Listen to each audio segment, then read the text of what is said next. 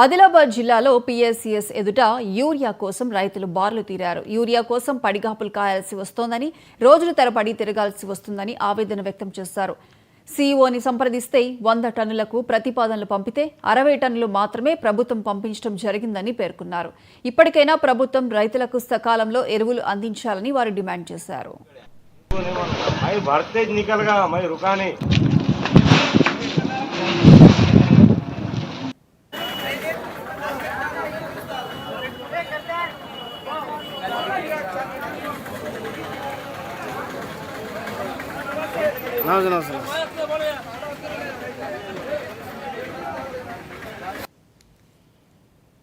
Urea కొరత వల్ల రైతులు ఉదయం నుంచి నిరీక్షణకు గురవుతున్నారు. ఇందాకనే కలెక్టర్ గారు కాన్ఫరెన్స్లో మాట్లాడితే యూరియా అనేది అందుబాటులో ఉన్నదని కలెక్టర్ గారు చెప్తున్నారు. సిఓ గారికి మాట్లాడితే సిఓ గారు 100 టన్నులు మన మెట్రిక్ 100 టన్నులు యూరియా ఇస్తే 60 టన్నులే పదార్థకు వచ్చింది. ఇంకా 40 టన్నులు రావాలా?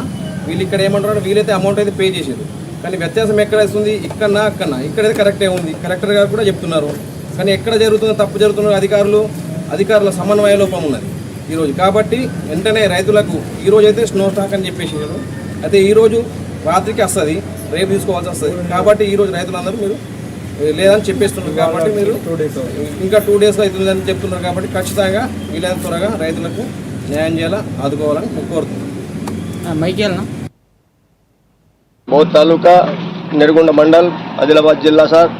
మాకు మాత్రం యూరియా మాత్రం ఇబ్బంది అవుతుంది. యూరియా తోటి లవ్ పరిశ్రమలు ఉన్నాయి. 8 రోజులు 10 రోజులు పంట పెరుగుదల లేవు. మాకు మాత్రం యూరియా దొరుకుతలేవు. ఏదైనా సాయం యూరియా తోటి సాయం చేయాలని మేము కోరుకుంటున్నాం సార్. మాకు పంట పెరుగుదల లేవు. మాకు ఇంతకుముందు మేము చేనుల పని చేసేవాళ్ళం. మేము చేనుల పని మొనగొట్టి 10 రోజులు ఆఫీస్ చుట్టూ తిరుగుతున్నాం. మాకు మాత్రం యూరియా మాత్రం దొరుకుతలేవు. మా ఆధార్ కార్డులు 3 రోజుల ఆఫీసులోనే ఉన్నాయి సార్. మాకు